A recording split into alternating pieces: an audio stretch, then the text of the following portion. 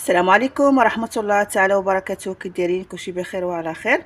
اليوم ان شاء الله على بركة الله غادي نشارك معكم غدايا ديال نهار السبت اللي هو حوت الباجو في الطاوة. كيجي مشوي البنات، غنخدمو ناشف بلا لاصوص بلا خضرة، يعني غير بالشرموله. المهم نتوما معايا غتشوفوا الطريقه كيفاش غادي نخدمو.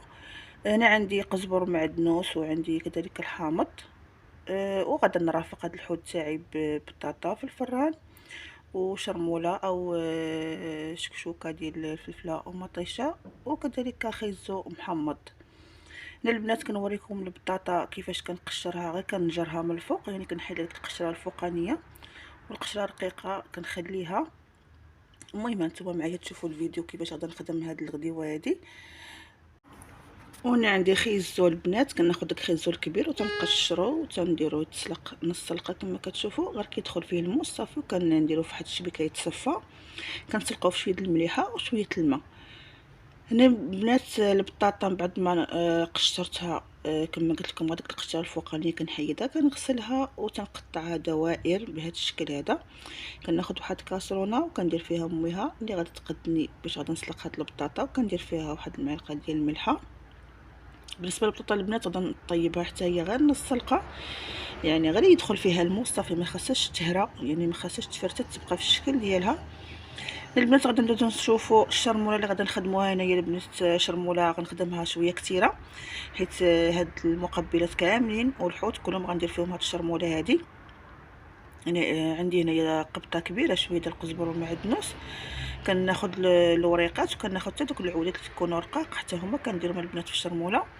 ولا كانوا العودات غلاط كنحيدهم، كنكتفي غير بالوريقات. انا عندي الثومه حتى هي شويه زايده نقيتها. كلشي غنديرو البنات في الهاشوار وغادا نطحن. عندي هنا 2 معالق ديال التحميره او بابريكا، وعندي معلقه ديال الكمون معلقه صغيره، ومعلقه صغيره كذلك ديال الخرقوم او الكركم. المهم بالنسبه للعطريه شوفوا نتوما شنو كديروا في الحوت ديالكم ديروا. انا ما كنديرش البزار وما كنديرش السكنجبير الصراحه، كندير الهريسه وما كنديرش البزار، كندير الكمون.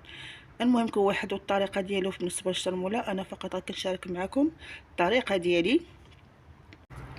صافي البنات هذه هي الشرموله اللي صيبت، كمشتو راه كثيره شويه حتى نقسمها على 4. غندير شويه في الحوت وغندير شويه في البطاطا وشويه في الشكشوكه ديال الفلفله ومطيشه، وكذلك غندير شويه في خيزو محمض. هنا البنات ضروري الحامض المساند الرسمي للحوت. المهم الحامض ضروري خصو يكون. كناخذ الحامضه وكنعصرها كما كتشوفوا. المهم الحوت راه كلشي كيعرف كيفاش نقيه، كنحيدو القشور ونحيدو داك يعني داكشي اللي تيكون عنده في الكرشي ديالو، وهذوك الزوائد اللي تيكونوا في الراس، بحكم انا خليت ليه الراس حيت غنديرو في الطاوه في الفران، فخليت ليه الراس ديالو، حيت غير داك الشوك وداك المسائل اللي كتكون زايده في الراس هي اللي حيدتها. المهم كتغسليه وتخليه يستقطر مزيان بلي كتشرمليه. هنا البنات خديت الموس وكنديرو هكاك فتحات باش هكايا يشرب ليا داك الشرموله. المهم الطريقه راه عاديه، وما تنسونيش في اللايكات اللايكات اللايكات، نزلوا ديروا لي واحد اللايك وكملوا الفيديو حتى الاخير. وشكرا لكم بزاف، شكرا لكل واحد كيشاهد مشاهده حقيقيه، شكرا لكل واحد ما كيديرش تخطي، شكرا لكل واحد كيدخل اول مره القناه وكيكمل الفيديو حتى الاخير مع بصمه وتعليق محفز ومشاهده بدون تخطي دائما. يعني هكا انسان يمكن لي انه يساعد خوه، وهكا يمكن الانسان يستمر في القناه ديالو. المهم انا كما كتشوفوا كنشرمل الحوت من الداخل ومن برا هكا باش كيجي الحوت البنات كيجي بنين مشوي الصراحه بهذه الطريقه هذه، يعني بلا مطيشه بلا خضره، كيجي ناشف وكيجي لذيذ الصراحه. انا كتعجبني هذه الطريقه هذه، عوض ما ندير انني ندير خضره وندير مطيشه هكا في الطاوه وحده، فكنخدم بهم يعني كمقبلات ونخلي الحوت بوحدو كنديرو في الفران. هنا البنات عندي شويه ديال الزعتر. المهم الزعتر اللي كنت لكم في الفيديو السابق كنت خديته ودابا كنشفو غير في المطبخ هنا، كنحطو في واحد الصوني وكنخليه هكايا كينشف غير بوحديتو، كنكرمو بهذا المعنى. فخديت منه شويه ودرتو هكايا في الحوت كما شفتوا. هنايا خديت الطاوه عندي خديت هاد الطاوة ودرت ليها ورق الفرن، ودرت واحد شويه الزيت البنات، راه غير ما بانش في التصوير، شي 2 معالق هكاك ديال الزيت باش ما تلصقش ليا الحوته في الورقه. صافي والفران هنا راني شعلته البنات، غادي يسخن مزيان باللي غندخل الحوته ديالي، وفي نفس الوقت غندخل حتى البطاطا. يعني دابا هاد الحوت غادي نخليه البنات هكا يشرب العطريه، عاد غندخلو الفران.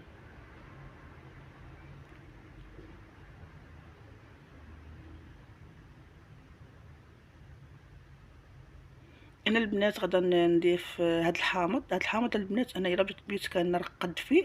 حامض بلدي هذا، يعني حامض مصير، كنفلحو على 4، وكندخل فيه الملحه، كندير الملحه وكنديرو في واحد القرعه.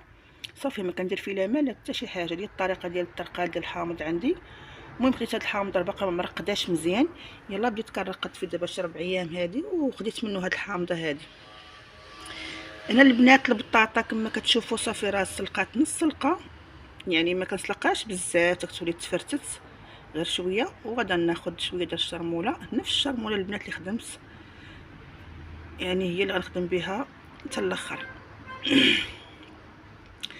هنا عاوتاني زدت البنات الهريسه، ودرت انايا الزعتر كما كتشوفوا، ضروري كيجي زوين الزعتر البنات مع البطاطا مشرمله. وغندير شويه ديال الزيت، وغادا نشرمل البطاطا ديالي حتى هي، وغنديرها في واحد المهم في الصينيه هكايا، وغندخلها الفران. هكا البنات الطريقه ساهله دغيا كتوجدي الغديوه الصراحه. بالاخص من انك في الاول كتنقي البطاطا ديالها تسلق، وفي نفس الوقت كتكون يدك في الفلفله والمطيشه يعني تشواو. الحوت كتكوني غسلتيه هو الاول، حيدتيه وخليتيه كيستقطر. هكا كتجي دغيا كتغلبي على الغدا الصراحه. في نفس الوقت كديري خيزو حتى هو كيتنقى، كتخدمي يعني مرحله بمرحله.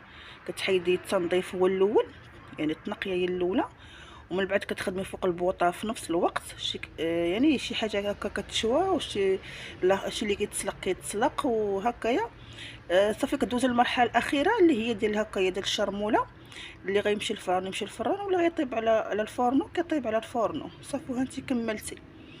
هنا البنات شفتوا البطاطا راني صافي شرملتها، درت لها شويه ديال الزيت من الفوق، وكذلك فوق من ورق الفران شويه ديال الزيت ضروري.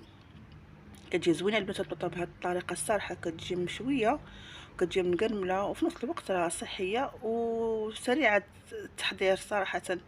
عوض ما تبقاي تقلي وهذا سميتو يعني كلشي تتوسخ الفرن وهذا، فكتديري كلشي في الفران وصافي كدوزي تشوفي شغلك. يعني شي حاجه اخرى تغسلي الماعن وديري شي شقه اخر. صافي البنات دخلت البطاطا والحوته الفران كما كتشوفوا. صافي من بعد ما خرجتهم هذا هو الشكل النهائي. بالنسبه الشرموله ديال الفلفله والمطيشه البنات ما شاركتهاش معكم، نقيتها ودرت شويه الشرموله صافي. يعني الشرموله اللي شفتو من قبل راني فرقت عليهم كاملين، كنديرها في المقله البنات مع شويه ديال الزيت، كنبقى نحرك ما كندير فيها لا ماء لا والو حتى كتشرب. كطيب لي داك الفليفله اصلا راه ديجا يعني مشويه، صافي كطيح صافي وكنحيدها.